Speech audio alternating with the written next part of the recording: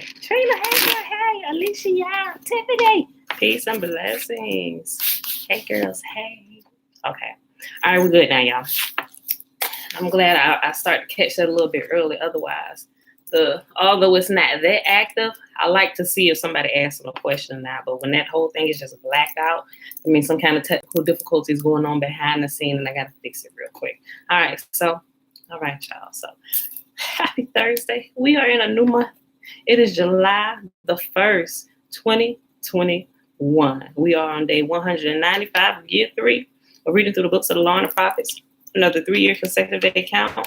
Day 864. Today, y'all, we're reading Isaiah 31, 32, and 33. Then we're going to pick up where we left off at yesterday on Fossilized Customs on page 200. All right, y'all.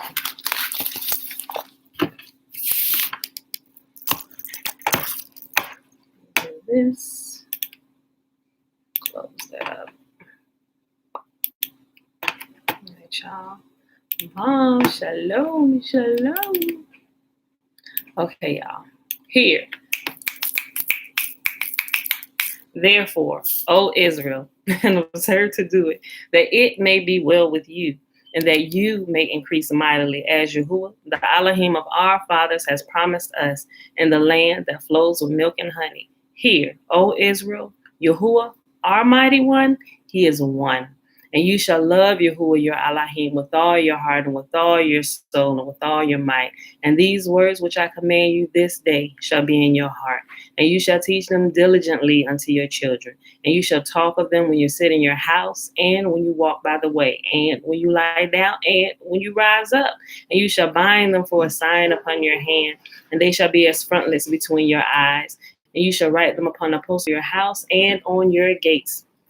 And Yahuwah commanded us to do all these statutes, to fear Yahuwah, our mighty one, for our good always, that he might preserve us alive as it is at this day. And it shall be our righteousness if we observe to do all these commandments before Yahuwah, our mighty one, as he has commanded us. Who put the peanut butter in a refrigerator? Who did that? Please take it out of there. Thank you. Oh, that plucks my nerves. That you don't eat cold peanut butter. Who did that? Elijah, you put peanut butter in the refrigerator?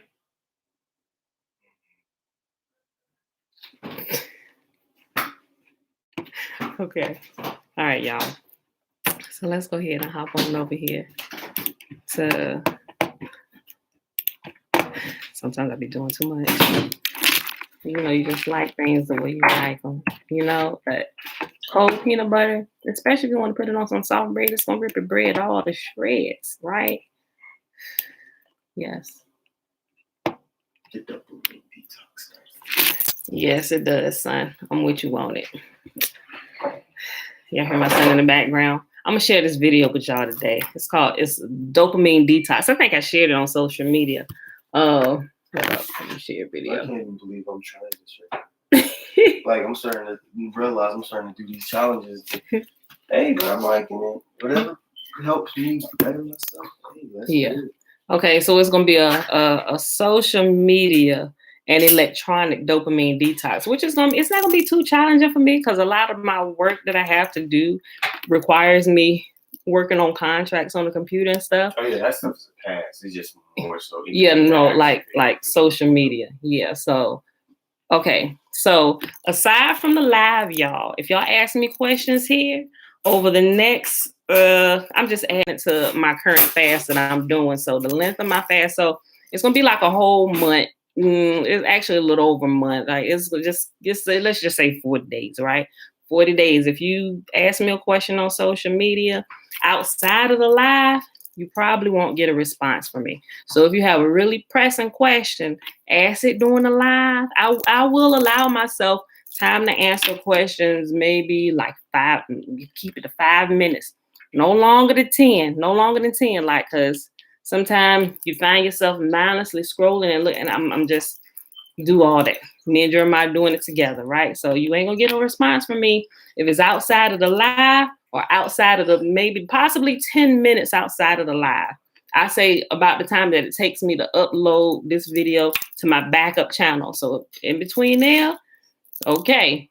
But if not, I'm gonna let you know now. I ain't ignoring you, but it may take me a little longer to respond back to you because sometimes just kind of get caught up in all that stuff, and one thing leads to another. Next thing you know, it's 3 hours late. I'm like, and being a little bit more productive with our time here, so trying to cut out some extra mindless scrolling and stuff. So, so don't feel like I'm ignoring you if I don't answer you immediately, right? Okay, so let me see. Give me up to 72 hours to respond. Email, okay, yeah. Work emails definitely, but I'm even limiting my work emails within like a 2 hour span, but it'll come up. I'll see my notifications, but I'm not gonna like respond to immediately. Like I'm gonna set it for a certain time unless I know there's something come up with something pressing. Like my husband will see it. He's like, babe, check your email. Then outside of that time, I'll go check it, but like things like that, I'm not relating to work. I'm just gonna kind of keep that stuff inside its own time slot, but I'm talking about the extra mindless scrolling that takes up a lot of time, right? I think I'm even gonna go ahead. Well, with this, yeah, I probably need to. With the exception of Facebook and YouTube, I'm gonna delete all my other social media apps from my phone. I deleted my Instagram, I deleted my Snapchat, anything social, I deleted. Yeah, so because if I wasn't doing like the morning videos like live, I would delete YouTube and Facebook too. But for the sake of the live, the daily morning devotion, I'm gonna leave those. But I'm making myself stick within a certain time period. So even if you got a video that you want to send me, you think I need to watch, I might not watch it right away, right? So guys, help me out. Don't be sending me stuff like videos to watch. Especially if it got like a title that catches my attention. So I'm just like, so I may ignore some of the stuff if y'all send it to me, but just to let you know, just in case you send me something within like the next month, I'm not ignoring you, but if I'm gonna respond to you, expect for me to respond to you within 72 hours in the morning time, shortly after the live video, right? But anytime after that, after I get the video uploaded to the backup channel, that's it. Okay. All right. Shalom, Joseph, Joanne. Shalom, sis. Shalom. Okay, y'all. So let's go ahead and get started here. Isaiah chapter 31. Yeah, Tiffany said, girl, we definitely need that detox. Yo, look, yeah, you will see when I share this video, because Jeremiah shared it with me. I had already been thinking about it anyway, but when he shared, I'm like, yeah, I'm just going ahead and add that. Let that be a part of my fast from amongst the other things, but fasting from social media, like literally, y'all, it is literally like a drug. Like that same dopamine hit you get. Like I ain't never like done drugs, like addicted to crack or nothing like that. But anybody who has had any kind of addiction, even maybe like addictions to porn or stuff like that, it's the same thing. Or addictions to food. Now I can relate to that because I was addicted to chocolate chip cookies, right? Sweets is my vice, right? So, but that same like dopamine hit you get from it, the same thing you get from social media, and sometimes it's where you get your dopamine. That's where you get your addiction from. Yeah, constantly feeding that, and once you feed it, your body, even from sex, you get like a dopamine release, even when you orgasm during sex or whatever. So when the body craves that, and if you give it things that satisfy that need for that dopamine hit, it's going to keep craving it, and that's how addictions start, right? So in order to break those addictions, the best way to break them is to completely put them away for a period of time. You have to rewire your brain, right? And it doesn't matter what type of addiction it is. So consider it, y'all. Consider it. And social media is more powerful than what you believe in. There's another one. I'm not sure if you've seen it. It's a little short documentary on Netflix. What's that called? It's like it's called The Social Dilemma. Yeah, The Social Dilemma. Yo, if y'all ain't look, hold on, The Social Dilemma. Go watch that on Netflix. Even some people that was a part of like Google and Facebook, some of the big media, social media things. Yeah, they actually quit when they realized, because they study behavior of people. Christina, they study the behavior of people and like buying behavior and what attracts people and stuff like that. When they realized what it was really doing and how effective they were and how it was actually destroying some people's lives, it was crazy. And I'm like, and as you watching, especially if I ain't gonna say you addicted to social media, but if you spend a lot of your time scrolling, you will find out exactly. I mean, you will see really clearly how powerful that thing is, right? To where it's even when you open your eyes, the first thing you do is go to pick up your phone and open up some social media app, right? Like you have to probably put your phone, like leave it downstairs or something. If you use it for your alarm clock, go buy you a regular alarm clock with batteries that you plug into the wall, or one of them wind up ones, right? You got to do things to break the addiction. And I'm telling you, I didn't think I was addicted to social media. Like, bruh. Trust me, what's gonna help? It's like it give you the shakes. Like, oh my God, I gotta touch it. So I'm like, this is a problem. So, but yeah. Anything but these other passes, anything that relates to like business or anything like school. Oh yeah, I would say, you kind of get a pass with stuff you have to do. Like if you have to work on a computer for your job, and a lot of people still remotely working, that's okay. But make sure you focus. Even with that, don't be trying to scroll Facebook or social media when you're supposed to be working. It's gonna take a couple of days to get it out your system. You get past that couple of days, and your fine productivity really began to kick in. Because I did it before, and I realized, like, shoot, I got more. Like I do a lot of stuff in a day anyway, but I realized I had more time when I cut out the social media altogether. It's just crazy. Like you gain your life back, and you can kind of be present in the moment, right? And just enjoy nature. Like one time me and my husband would sit out the back on the swing and just like up, just being in tune with nature and stuff. And I didn't realize we had been living here. This was a couple years ago now. We had been living here for like 2 years. And I realized that there was like an orange extension cord hanging from not from our roof, but it was over on our side of the roof. I'm like, where did that extension cord come from? Like, it was crazy. The things that when you become present in the moment, it's amazing the things you will begin to pay attention to and things you'll realize that's been there in front of your face this whole time. And plus, if you're Black, this is going to be very helpful for you because social media and all that is actually built to mess up our frequency. Oh, yeah. It's not tuned to us, it's tuned to other races. Yeah, that's a good point, Jeremiah. He was talking about it's not just for our race, but any race of people, right? A lot of the social media and electronics, if you know anything about frequencies and everything, it throws off your personal body frequency and always has you tuned to another frequency. Like that is a real thing. Y'all ever seen them experiments that they do with water and different types of substances where they're playing music and different sounds? That literally happens on the inside of your body. Our bodies are water bodies. And it's easily proven when you think about how you feel when you listen to music. Different types of music will affect your body in different types of ways, right? If you're sad, you go put on sad music, you're going to get even sadder. You're happy, you put on some music, they got a beat to get you going, it's going to get your spirits up because it's literally affecting the water and the molecules in your body, like almost immediately, right? So it will be really wise for us to understand some of those things and work with nature and not work against it, right? So we can live more productive lives and kind of stop some stuff, right? Also, with that dopamine detox, it's not just social media. It's everything else. Anything that's sugar-wise, any stuff like that supplies a certain amount of dopamine. Stop it.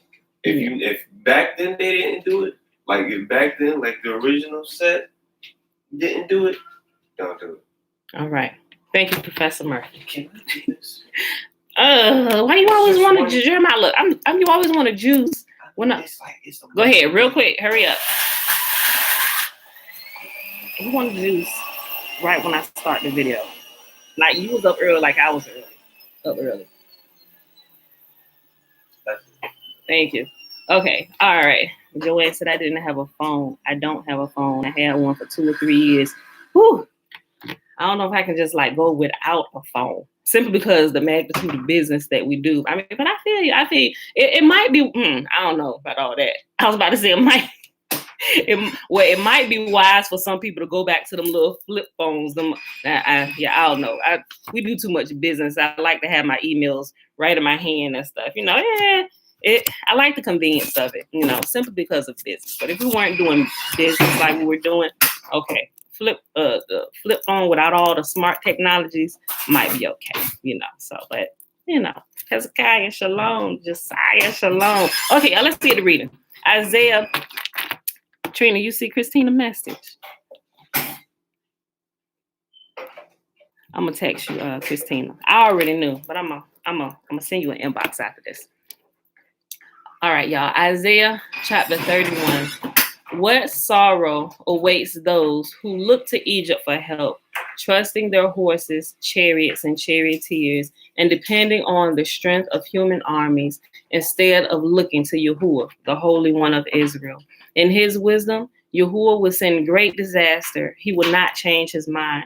He will rise against the wicked and against their helpers. For these Egyptians are mere humans, not God. Their horses are puny flesh, not mighty spirits. When Yahuwah raises his fist against when Yahuwah raises his fist against them, those who help will stumble, and those being helped will fall. They will all fall down and die together. But this is what Yahuwah has told me. When a strong young lion stands growling over a sheep it has killed, it is not frightened by the shouts and noise of a whole crowd of shepherds. In the same way, Yahuwah, the God of heaven's armies, will come down and fight on Mount Zion. Yahuwah, the God of heaven's armies, will hover over Jerusalem and protect it like a bird protecting its nest. He will defend and save the city. He will pass over it and rescue it. Though you are such wicked rebels, my people, come and return to Yahuwah. I know the glorious day will come when each of you will throw away the gold idols and silver images your sinful hands have made. The Assyrians will be destroyed, but not by the swords of men. The sword of Yahuwah will strike them down, and they will panic and flee. The strong young Assyrians will be taken away as captives. Even the strongest will quake with terror. The princes will flee when they see your battle flags, says Yahuwah, whose fire burns in Zion, whose flame blazes from Jerusalem. All right, y'all. Isaiah chapter 32. Israel's ultimate deliverance.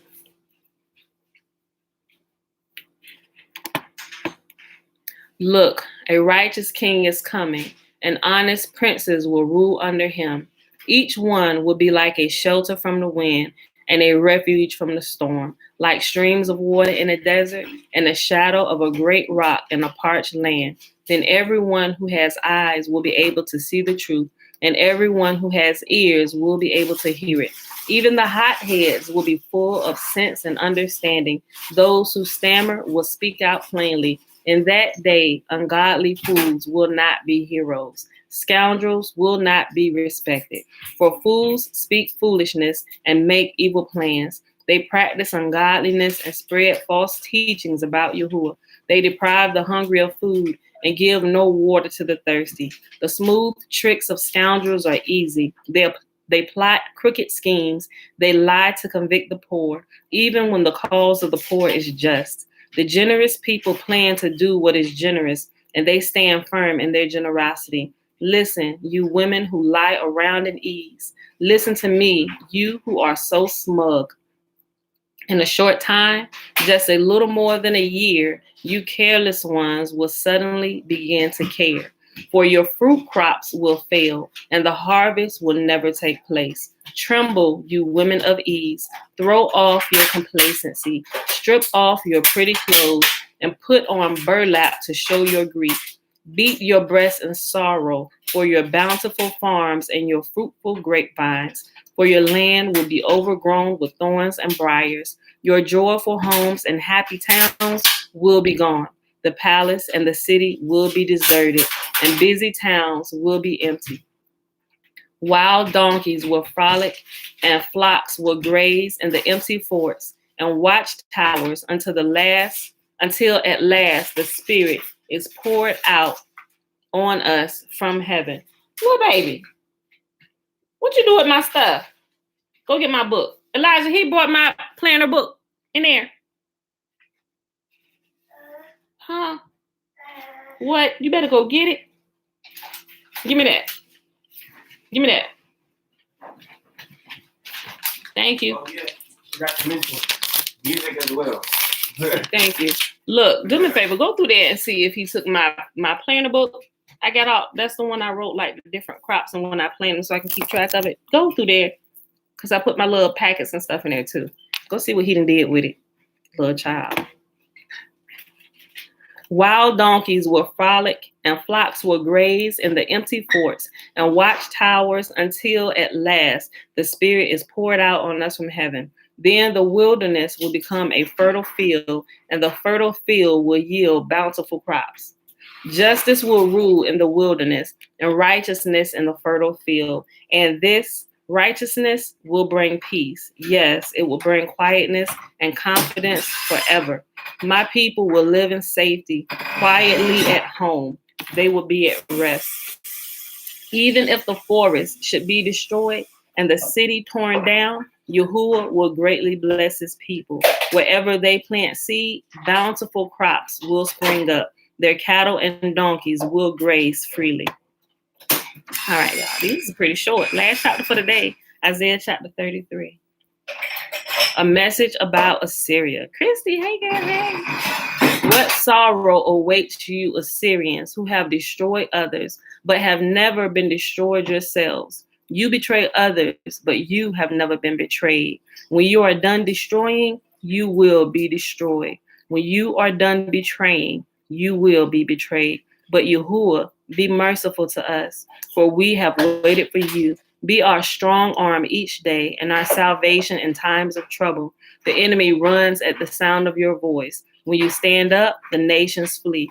Just as caterpillars and locusts strip the vines and fields, so the fallen army of Assyria will be stripped.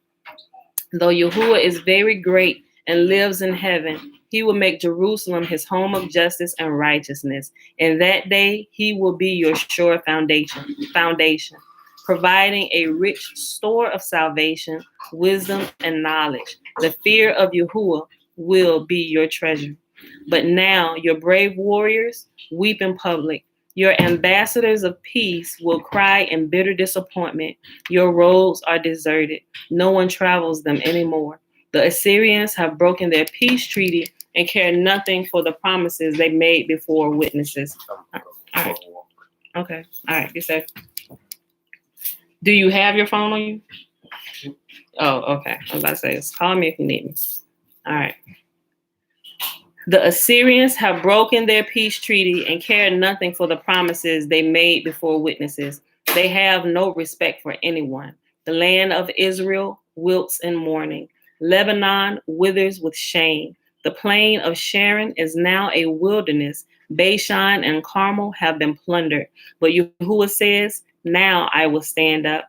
Now I will show my power and might. You Assyrians produce nothing but dry grass and stubble. Your own breath will turn to fire and consume you. Your people will be burned up completely, like thorn bushes cut down and tossed into a fire. Listen to what I have done, you nations far away, and you that are near, acknowledge my might. The sinners in Jerusalem will shake with fear. Terror seizes the godless. Who can live with this devouring fire? They cry. Who can survive this all-consuming fire? Those who are honest and fair, those who refuse to profit by fraud, who stay away from bribes, who refuse to listen to those who plot murder, who shut their eyes to all enticement to do wrong. These are the ones who will dwell on high. Jackson, don't you go out that door. Come back through here. Come here.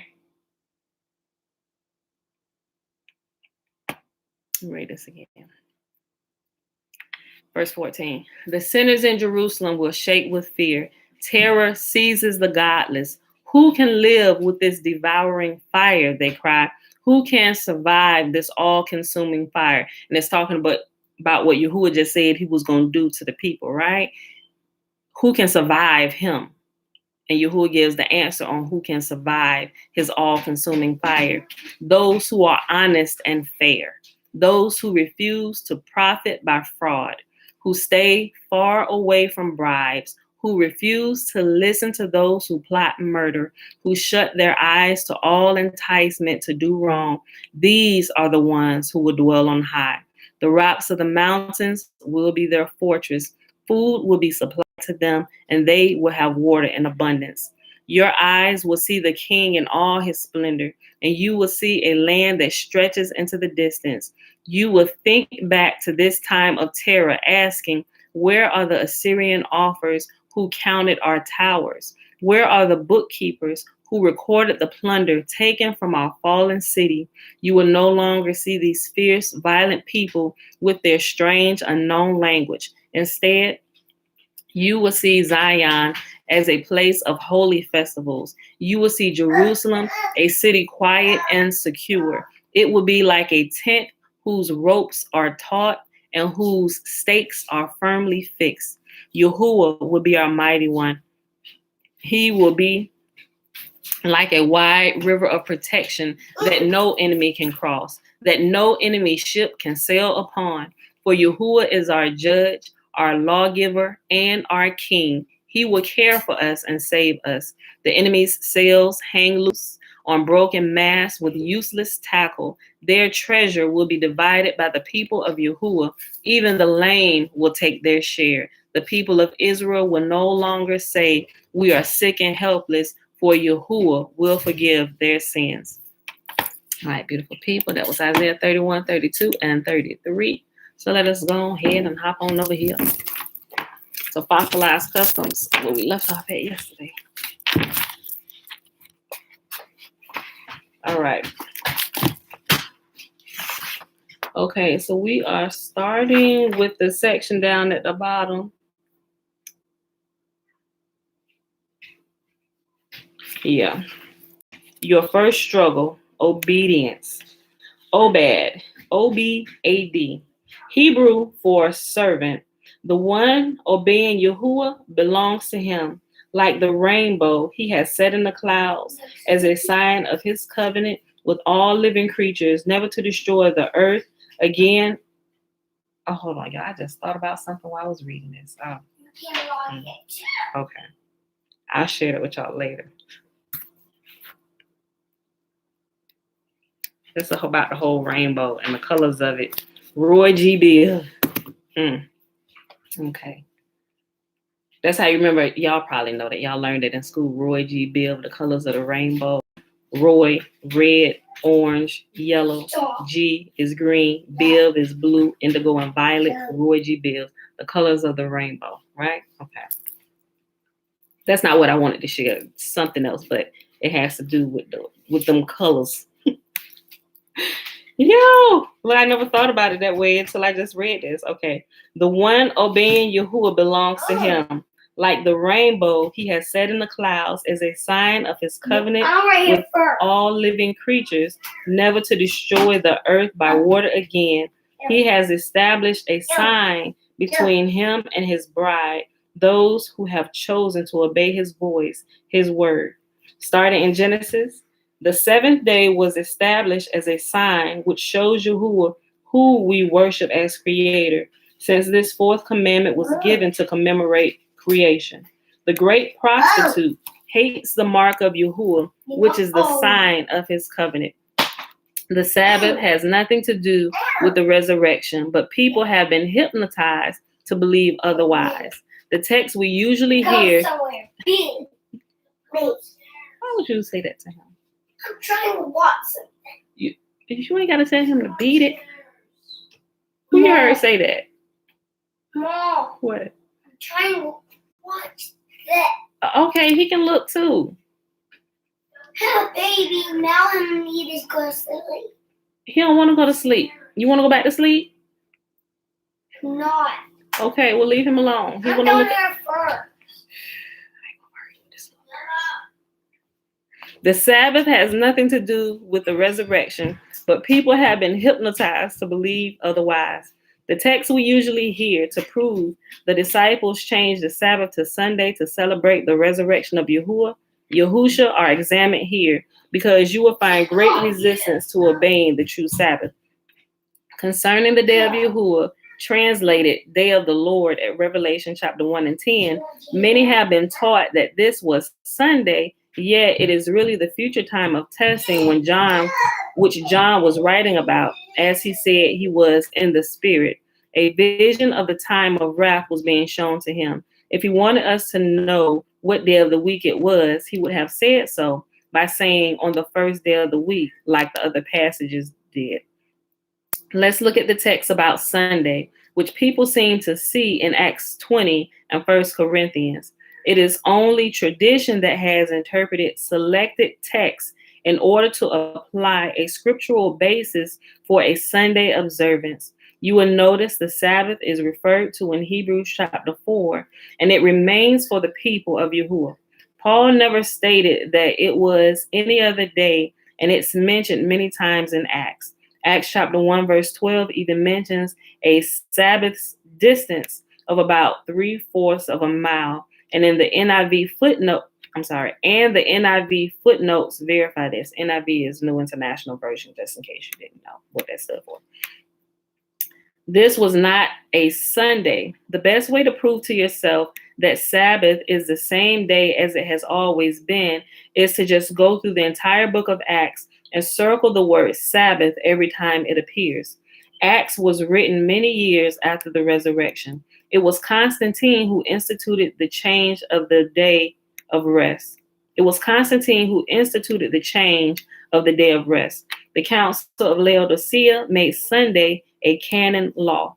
At Acts chapter 20, verse 7, Paul was preparing to leave the next morning, and the Sabbath had ended at sunset, and he and Luke came together with a small group in a house. Translations say it was on the first day of the week, but it really says first of Sabbaths, meaning the first Sabbath, and the count to Shabuot, meaning, let me read that again. Translations say it was on the first day of the week, but it really says first of Sabbaths, meaning the first Sabbath, and the count to Shabuot, mentioned later in the chapter.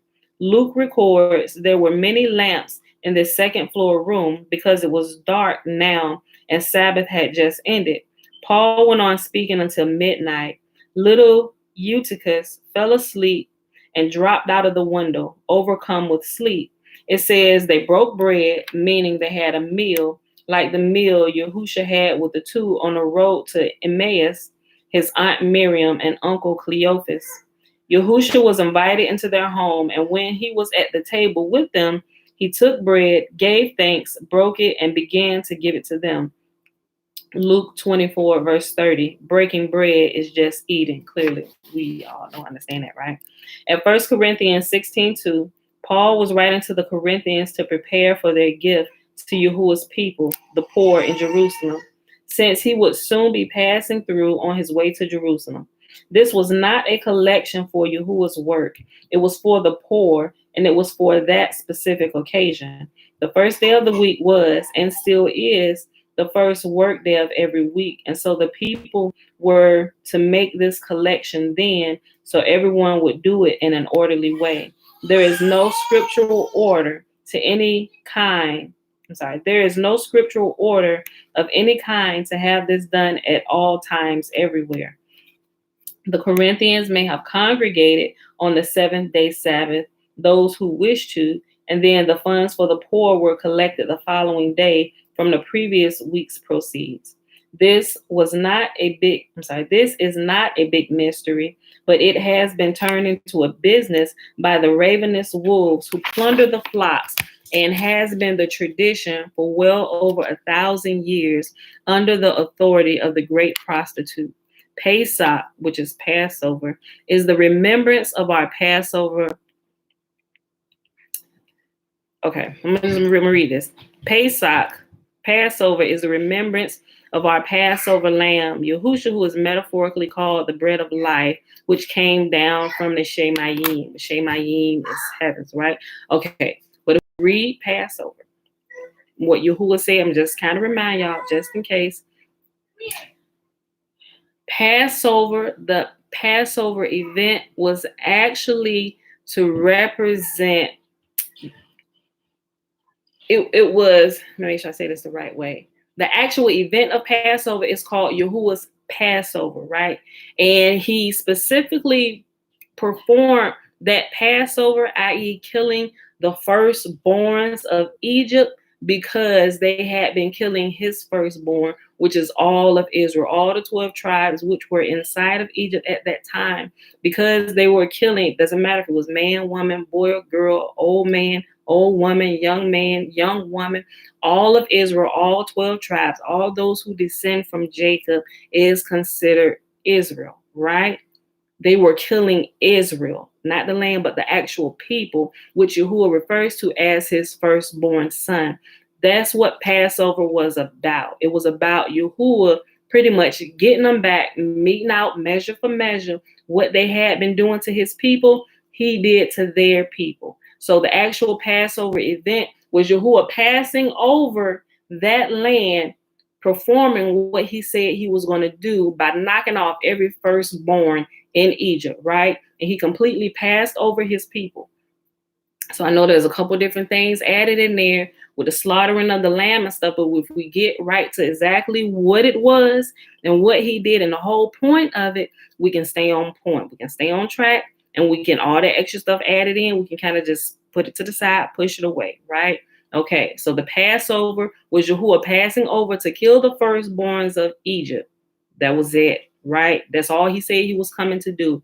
He was going for the firstborns of Egypt. Everybody else was going to be okay, right? Okay. So when we think about Passover, that's what it is. But if we look at Passover the way the New Testament teaches you about Passover, and that's the Passover lamb with Yahusha, it's kind of almost backwards, right? And it goes, like I said, it goes against the principle of what Yahuwah said about human sacrifice, which is abominable, right? Human sacrifice is abominable. Yahuwah would not sacrifice his own son. He told us not to do that, right? He said the pagan nations do this. They were offering up their innocent sons and daughters for the remission of their own sins. Yahuwah said, do not do this. This is not how you do this. You just simply come to me. You stop doing what was wrong. You begin to do what's right. I do not require blood, right? A lot of people want to fight me on it, but if you go through and read it and you get the tone, you understand how Yahuwah speaks, you will understand that he never required it. And all the blood slaughterings and sacrifices were added in because this is what the people wanted to do. And some of the languages change like Yahuwah is speaking, but if you're familiar with his voice, you will see how that voice kind of changes. And it's like, yeah, no, that's not his voice. He didn't say that. Matter of fact, especially if you know his voice, like just think about when you talk, even somebody in your own family members. When you're spending a lot of time and you talk to a family member a lot, you know their voice, you know their mannerisms, you even know how they joke. Some of them have dark sense of humor. Some of them, you get to know all those details about them. So if somebody come tell you something about them, you can immediately pinpoint, no, that was not them. I was like, I know them well enough to know that they did not do that. Now, if they did that, this is how they would have did it, and this is how they would have said it, right? They didn't do it that way. But you also know somebody coming to tell you the truth. Like somebody can tell me that my 7-year-old, he's 7 years old today, my 7-year-old Isaiah just walked up to him and just socked him for no good reason. I would believe that. I would believe that. But you ain't going to tell me that my 10-year-old Joshua would do that. That is not his mannerisms. He don't even act like that, right? Isaiah's a whole nother story. So kids will come to my door saying Isaiah done started a fight, blew this, he did this. I would believe it. I know my son. He does it in his house.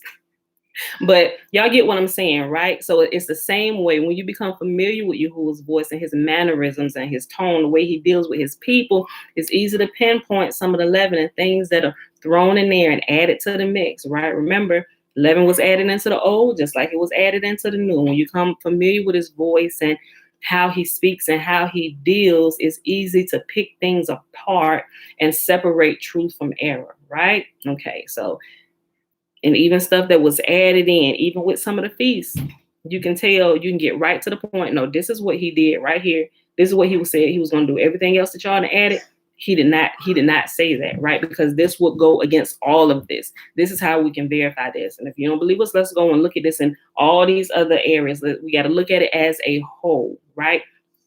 Can't just cherry pick stuff. Okay. It is apparent that the wolves want to take 10% from their followers, and yet Paul wept for years over this. If you check what he told the elders at Acts chapter 20, verses 13 through 38, we take the emblems of bread and wine only once a year at Pesach. Listen, I'm going to read this, but I'm going to address it real quick.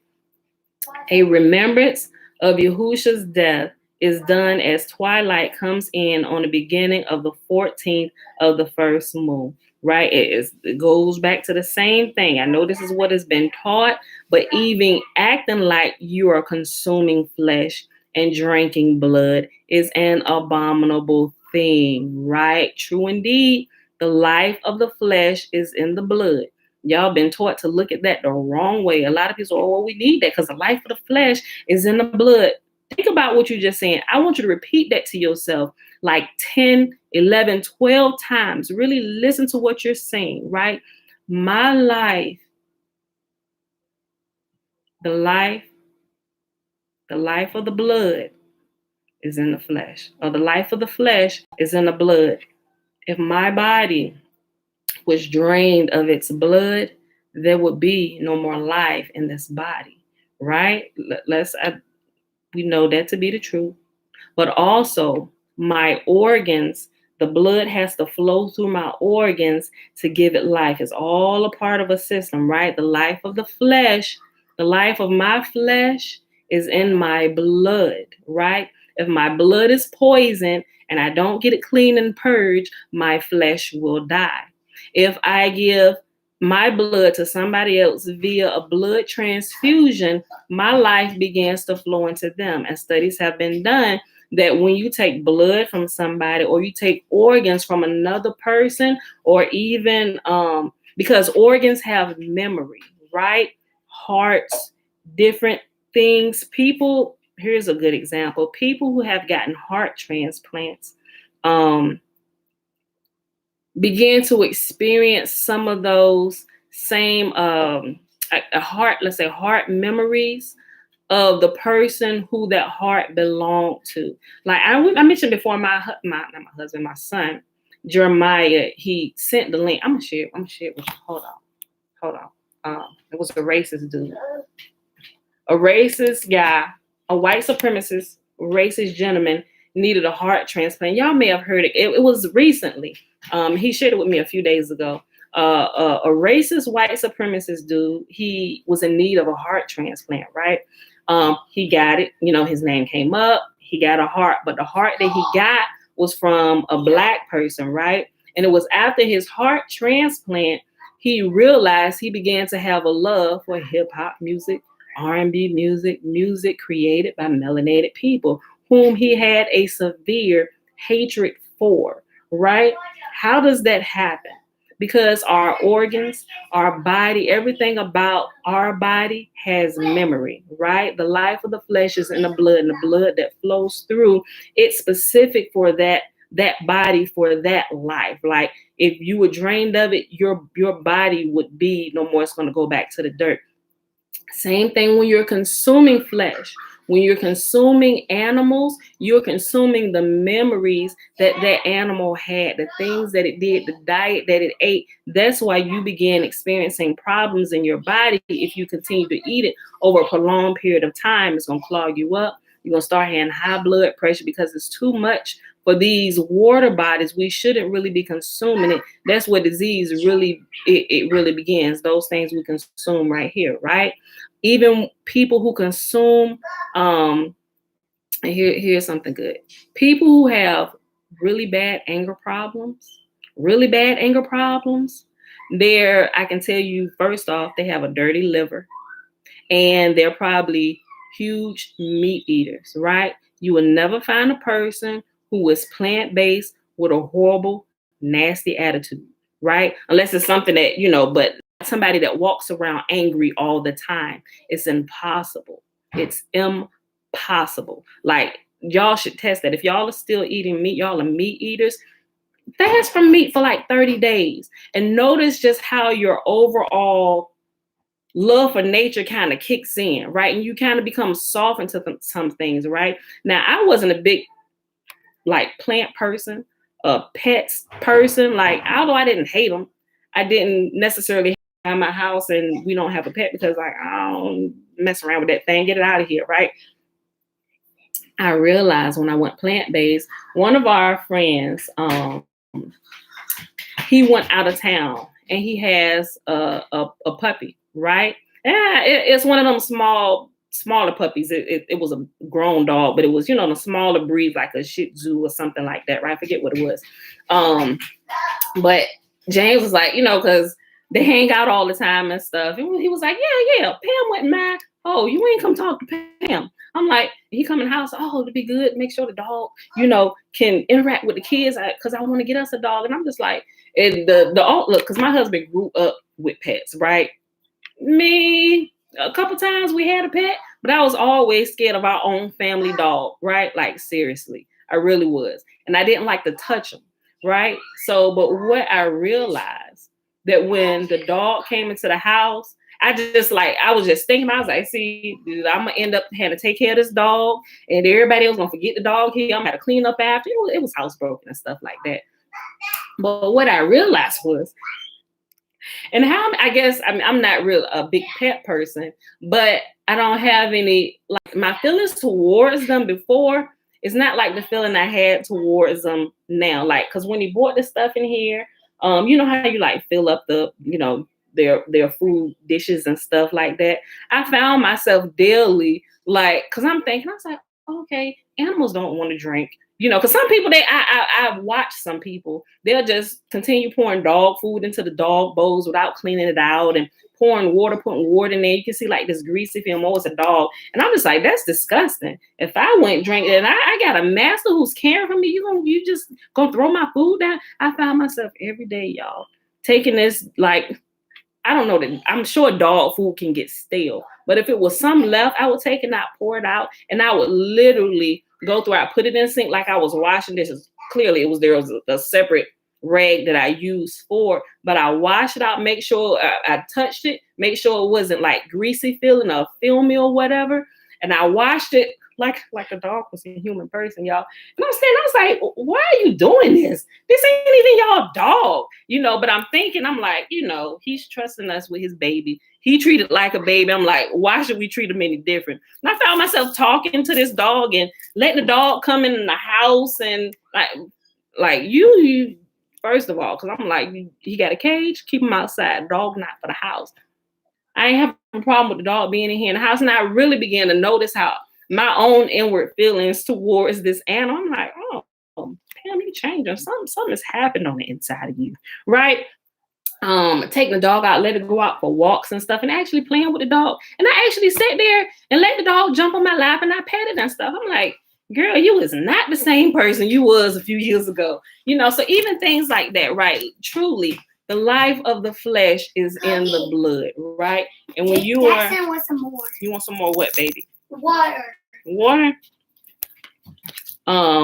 But you begin to take on, when you consume flesh and blood, you begin to take on those memories where that flesh and blood came from, right? Whether you are cannibal, you're eating and drinking flesh and blood of a human person, or you consuming the meat of other sentient beings like animals. You may not pay much attention to it before if you a regular consumer of meat, but just test the principle, y'all. Really test it and actually track it. Write down how you feel and your inward emotions and stuff, right? You'll realize there's almost, I ain't gonna say almost, but there is like an emotional cleanse that begins to happen, right? So I like that little saying from what is it? I think it's it was either Dory or Shark Tank. No, what is it? Shark. What is that movie with Will Smith? did the little cartoon as the shark. Oscar. I think it was it. Not Shark Tales. But y'all probably seen. Y'all got kids. That movie. I forget. But anyway, one of them. It was either Dory or it was either on like Finding Nemo or on that the Shark Tale with Will Smith voice where no, it was the Will Smith one. It was a shark one. Because they was having why I put ice in dog's water. My aunt do that too. I just put cold water in it from the refrigerator. But it was the Shark Tales movie with Will Smith. He was playing Oscar, and they had like this whole AA meeting for the sharks. You know, that one shark, he was like plant-based. He didn't want to eat other sharks. And I forget his name, but anyway, it was like a little AA meeting for the sharks. You know, that stop eating other fish and stuff, and they said fish are our friends, not food, right? Same thing. That's my whole philosophy now, even with animals. Animals are our friends, not food. I ain't like a PETA person.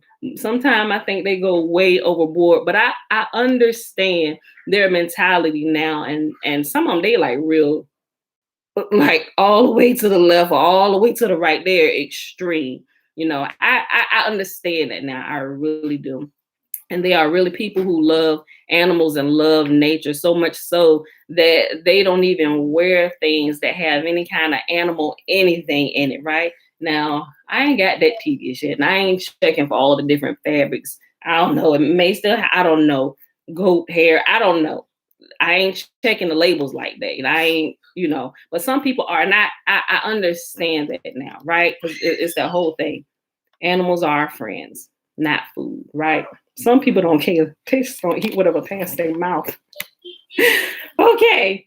At 1 Corinthians chapter 5, verse 7 through 10, Paul says, oh no, I didn't skip down the whole thing. Hold on. Let me go back up. I skipped the whole paragraph. Okay. It is apparent that the wolves want to take 10% from their followers, and yet Paul wept years over this. If you check what he told the elders at Acts chapter 20, verses 13 through 38, we take the emblems of bread and wine only once a year at Pesach. A remembrance of Yahushua's death is done at twilight, as twilight comes in on the beginning of the 14th of the first moon. And we just addressed that, right? It's a little bit of leaven added in there.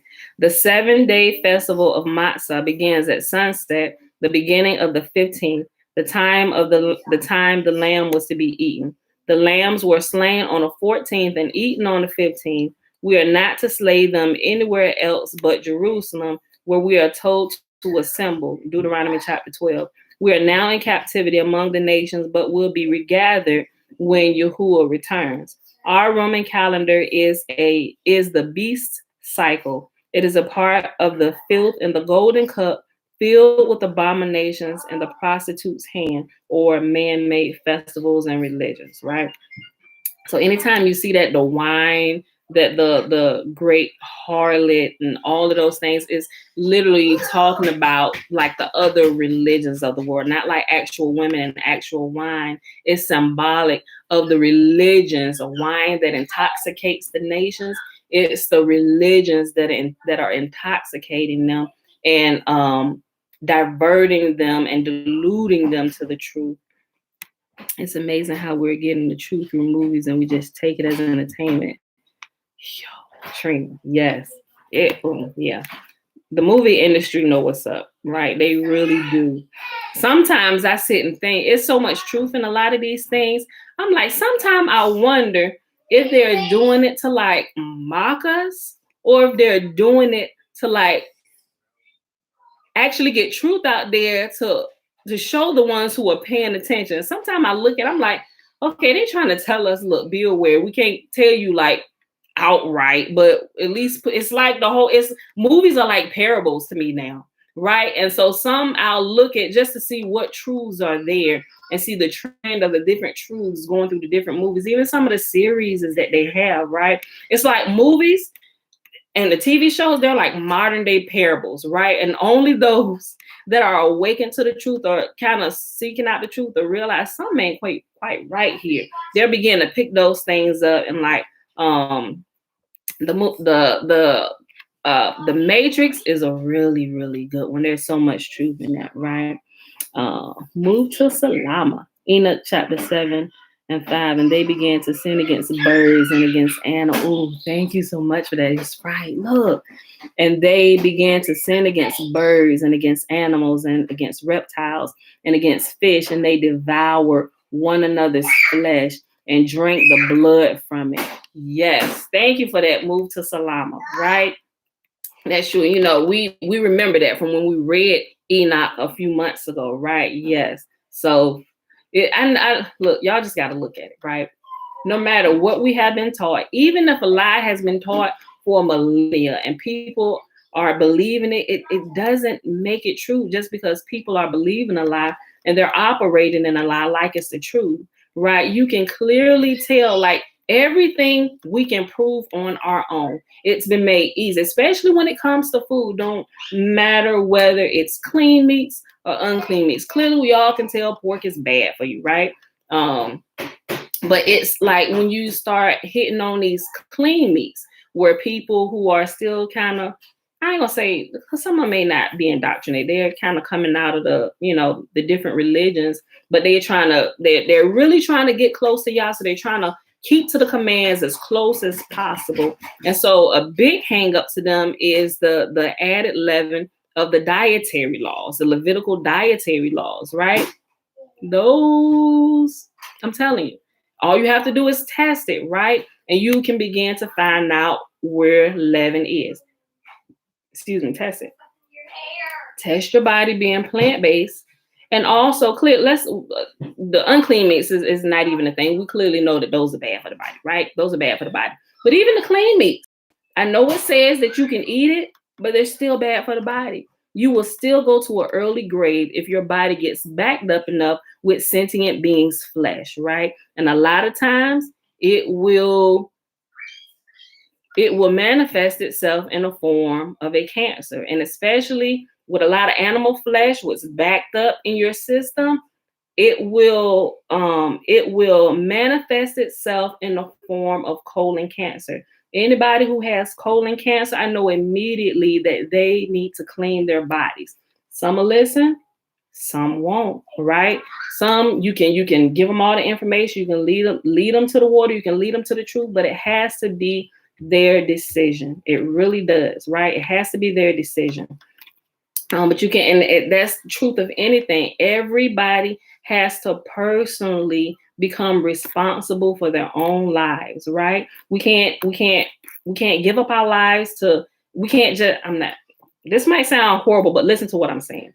We cannot just abandon our lives to prayer and prayer alone, right? I get it that you may be doing it until you know better, right?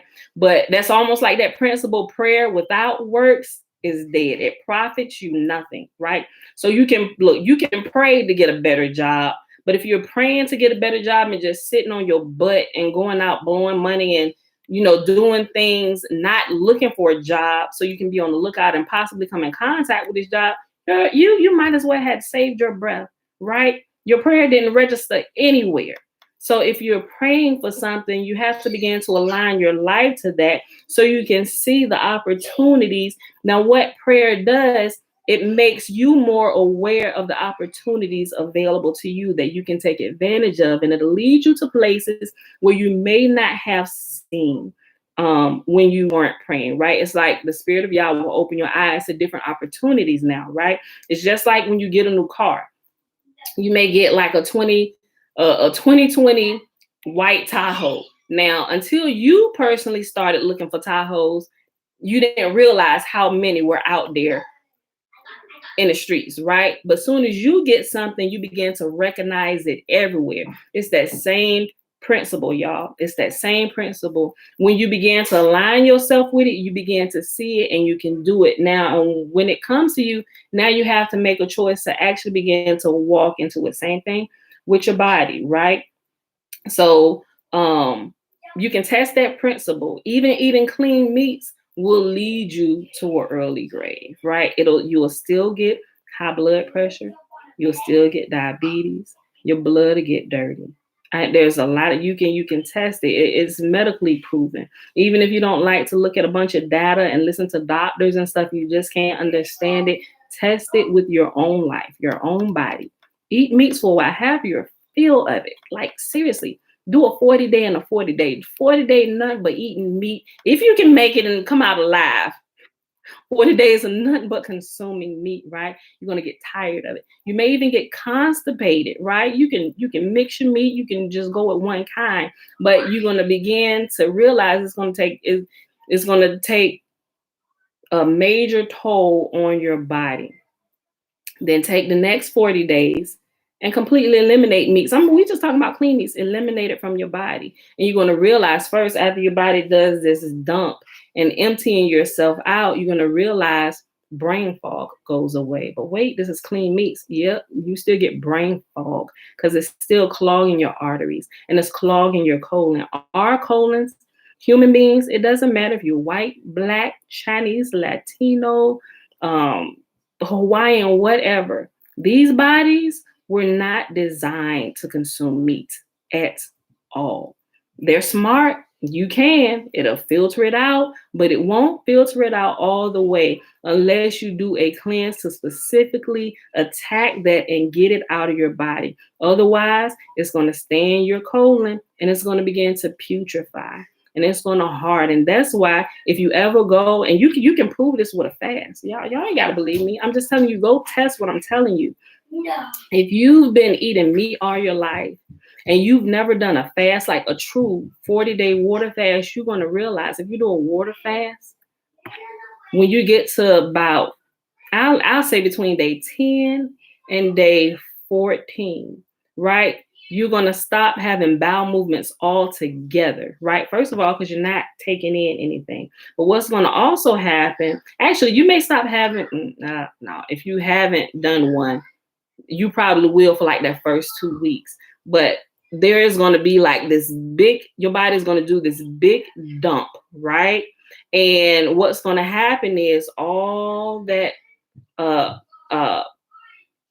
meat that's been sitting in your colon, all through your colon, your wound up colon, it's going to begin to loosen up because the more you hydrate yourself, it's going to loosen up all that hardened material that you have gathered in your intestines over the course of your life. It's going to loosen it up and it's going to move it through. And it's going to almost be, I'm going to tell you from my own experience, it may sound a little disgusting, but I'm trying to be as, when your body releases it, and it's not like, oh my gosh, I got to make it to the bathroom. No, it's like a natural, smooth move. But what's going to happen is there is going to be like the biggest release your body has ever done, right? And if you just happen to look at it, you're going to see that it's going to be black, like this black, like black, midnight black, dark black, right? Why? Because that material has been sitting in your colon for years, putrefying. That's why when you release one, you pass gas or whatever, it stinks. It only stinks because you have rotting flesh inside of your body. And we're just talking about clean meats, right? And we can tell how dirty you are just by how you smell. Well, you're going to find out when you actually eliminate meats from your diet altogether, you no longer have body odors. And that's any kind of body odors. Must, if you're a woman, that if you got a stank coming from your vajayjay, that's going to go away because it's going to cleanse itself and it's going to wash it. And even if you do get gas or something, even when you pass it, it will have no smell. And y'all ain't got to believe me, but those who fast and have transitioned will understand that that is the truth. And nobody will argue that point with you. The only people that argue that down with you, are those that don't have the courage to take that extra step and test it. They rather argue you down. Oh no, we can do this. This was okay because it's here in the Bible. Not everything that's in there is the truth, y'all. And those that believe that they're sadly mistaken, right? They're still a bit deluded. They really are, I just wanted to put that out there. So let us stop right here because this little next section just kind of, it's pretty long. So we're going to stop right there. That's enough for today. We'll stop right here. So hopefully that kind of helped y'all a little bit. Take some I ain't gonna say take some initiative, because hopefully everybody cares about their body and they don't want to leave this earth early, right? Because of misinformation, right? Take responsibility for your own lives. And what you begin to see happen is that when you actually begin, and here's I mentioned this before. What's amazing is when you actually go back to read Torah or the books of the law and the prophets, or what a lot of time the church tells you to stay away from, because it's all fulfilled over here. All you need now is like the New Testament. That is so untrue. And it's so unfair to you. Because if you never go read it, you'll never really get to the point where you realize Yahuwah wants you to take responsibility for your own life.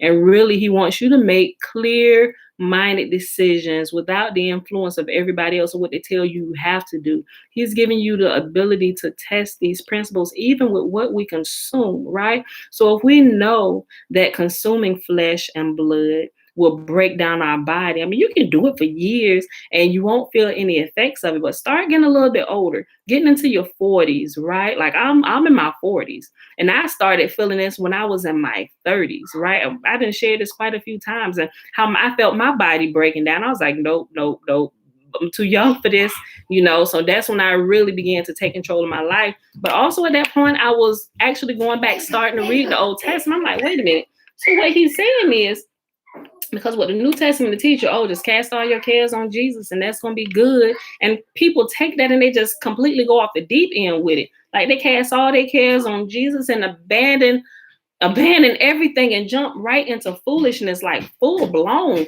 foolery, right? And they putting any and everything in their mouth, and now they trusting and thanking Jesus, but now their bodies are going out of whack and they're praying and wondering why. It's because you've abandoned truth to complete foolery, right? All these things you can test with your own bodies, right? And so when we test this and we realize even the clean meats, what the Bible has in here says that we can eat and it's clean and it's okay for us to eat, that even begins to break your body down. And mind you, when my body had started breaking down, at that point, I was consuming clean meats. Well, I'm sorry, with the exception of shrimp, right? I was still eating shrimp, but I had stopped eating pork a long time ago, right? Because I could clearly tell the difference that made in my body. But aside from the shrimp, it was like the clean meats, but then I cut out the shrimp. But even still, then I was experiencing issues and even some female problems, right? Some female type things that kind of come and don't go away. And it's like, why are you still having this problem, right? You check out everything. But when I realized it was coming from the flesh, I was still consuming, y'all, that blew my mind. So I'm just like, okay. So if Yahuwah tells us, I have given you a choice between life and death, right?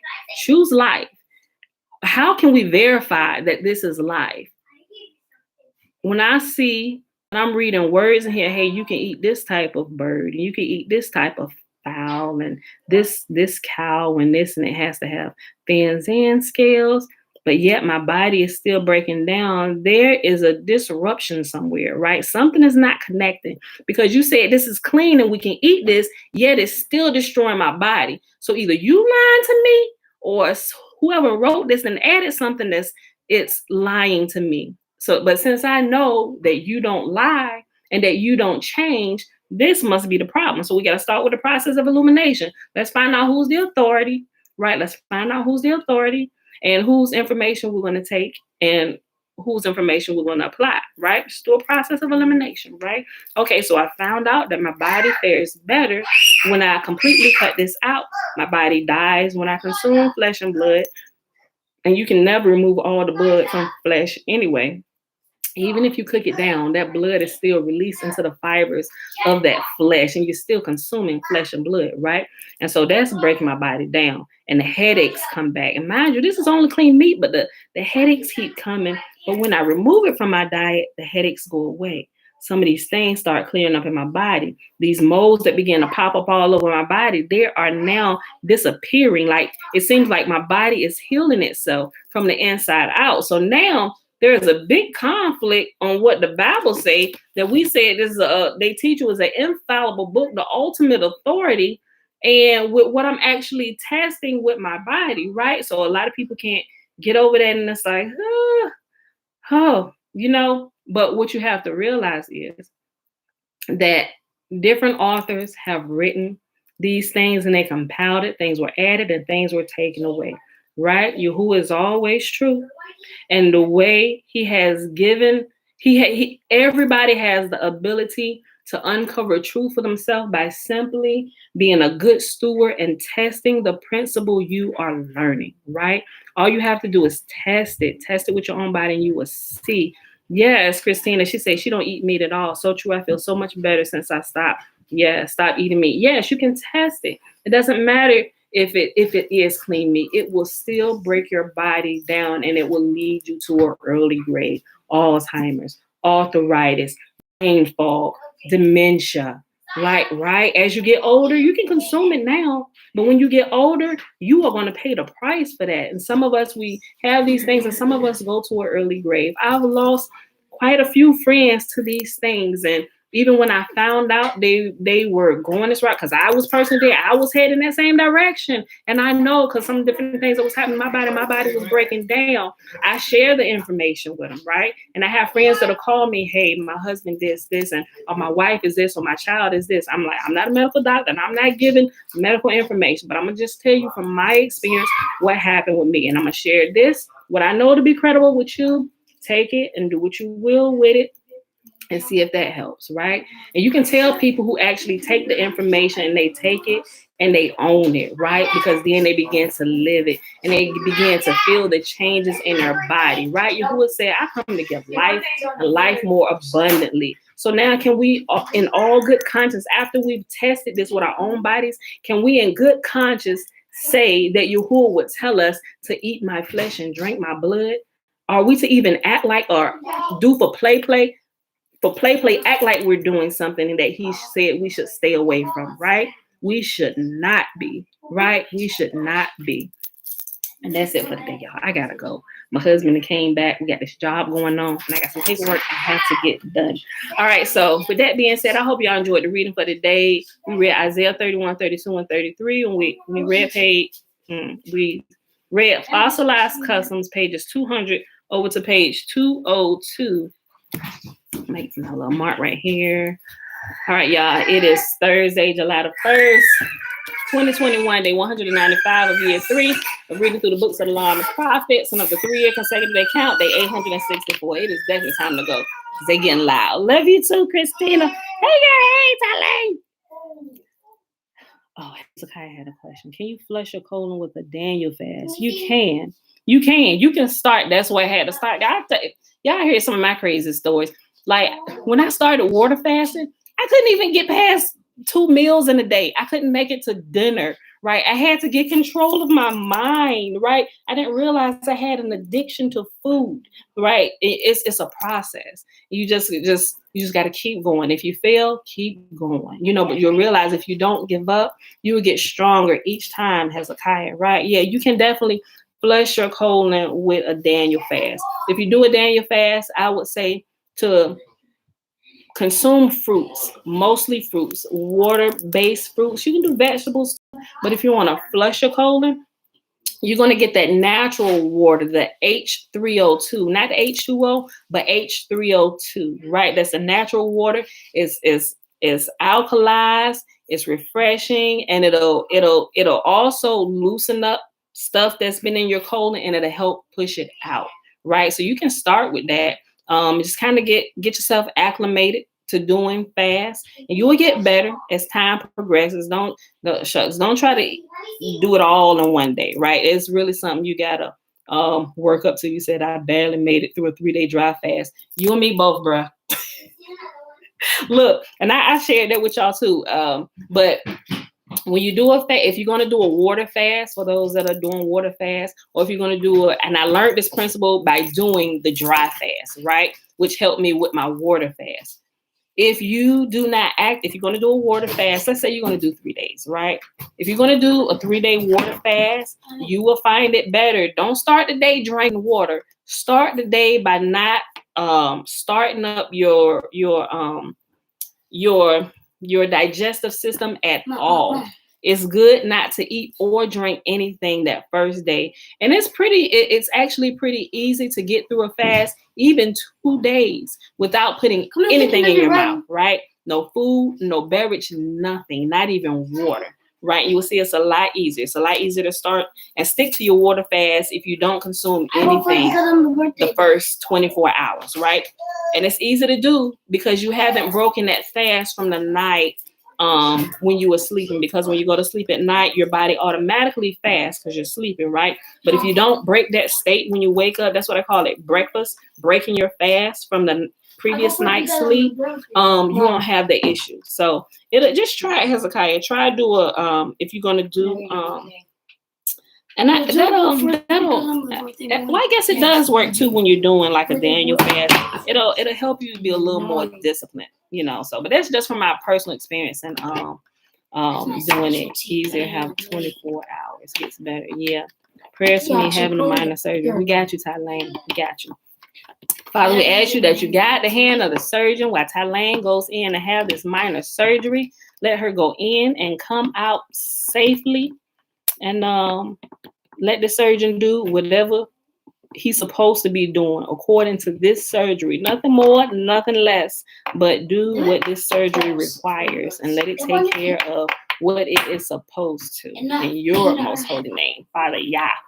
Okay, Thailand. Send me a message when you get out of it. Text me. Let me know what kind of surgery it is. Like you put minor, so, but let me know. Give me more intimate details in the inbox.